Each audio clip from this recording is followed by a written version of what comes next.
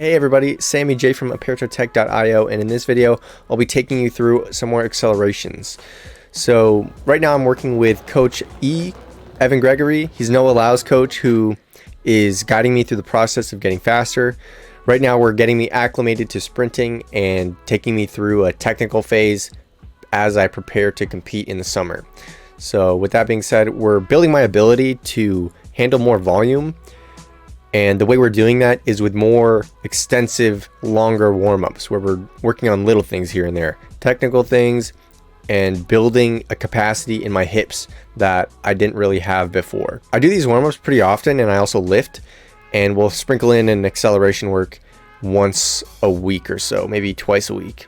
Since we're working on acceleration mostly, I think about cues during the warm-up that will help me hit my positions better in the actual acceleration work. In a previous video, we talk about this cue of switching and angling my torso more or less aggressively towards the ground so we can learn how these different positions feel. So when I do drills like A-skips, for example, I think specifically about this stacked feeling I get when my hands are at my sides and both feet are on the ground. And when one knee comes up, I think about holding that position and squeezing that hip flexor so that I just have more awareness when I'm in that position where it would benefit my acceleration a lot more because I have extra control in these end ranges of motion.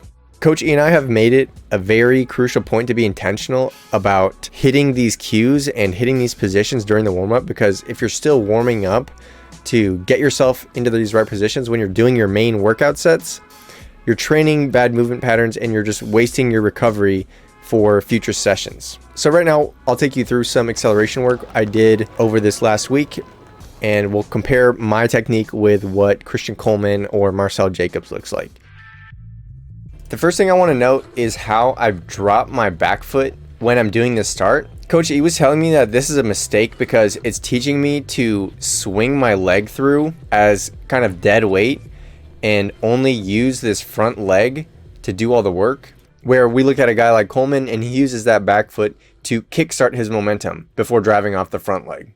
The next step we get to is this projection angle, and while I don't have blocks and I'm not necessarily thinking about having such an aggressive forward lean when I'm starting, there is an important distinction to make with the position of my hips and what that needs to look like when I'm trying to accelerate faster. So right now, my hips are kind of facing towards the wall. Whereas you look at a guy like Coleman and his hips are facing towards the ground. The position of your hips and the ability to manipulate your body in the air will allow you to still land underneath your center of gravity. And I don't do a bad job on this first step, but you'll see this issue propagate with the next steps.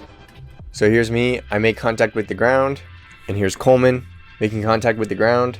Another issue of mine, my foot is up. You want to keep your feet closer to the ground. The next thing is this aggressive torso angle. So Coleman's more like this. Coleman's angle with the ground is a lot sharper versus mine is more open.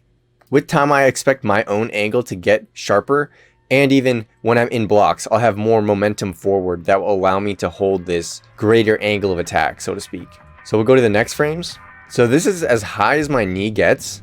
And we'll watch Coleman on his second step, how high his knee gets. The details that I look at involve how close my knee is to my face. And you see Coleman, his knee is much closer to his face. This is a piece that I haven't really seen covered. In theory, if you can have your knees really close to your face while still being able to have your feet land underneath your center of mass, underneath your hips, it's going to be really fast. So we'll go to the next few frames.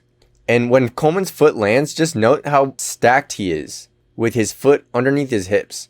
When you think about it, he has so much extra range that he's able to accelerate his leg through before it hits the ground. Whereas I don't get nearly as much range or knee lift, so that I don't have as much room, so to speak, or distance that I can re-accelerate my knee into the ground. And from the steps forward, you can see how Coleman is able to continue this pattern of having really high knees while also keeping his feet close to the ground.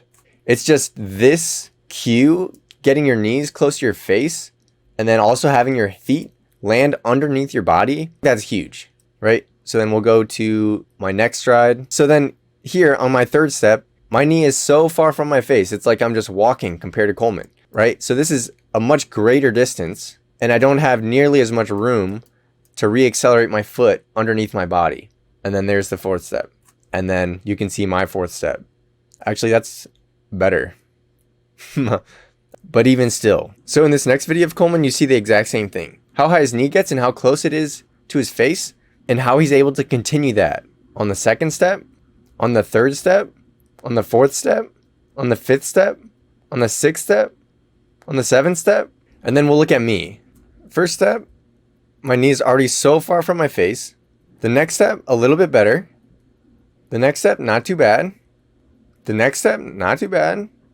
And then I finish it off. By exploring what you look like on video within different contexts, so you can think about it in terms of how you land under your hips, how your knee travels closer to your face, how your hips are pointing forwards toward the wall or lower towards the ground. These are all different things that you can tell yourself and experiment with to see if your technique gets better. And in my experience, this is the most reliable way. When you're watching other videos of sprinting breakdowns, have a critical lens on what they're telling you, because it's never cut and dry. What they tell you to do is not fact. It's just a relationship between these different body parts and how they're expressing that movement. You can explain that in 10 different ways. It's just about finding the explanation that once you apply it, it makes a change for you and you're able to hold on to that feeling. And I'd like to know what kind of cues you tell yourself when you're doing acceleration work, or how you look at your own video and how you compare it to yourself in other reps.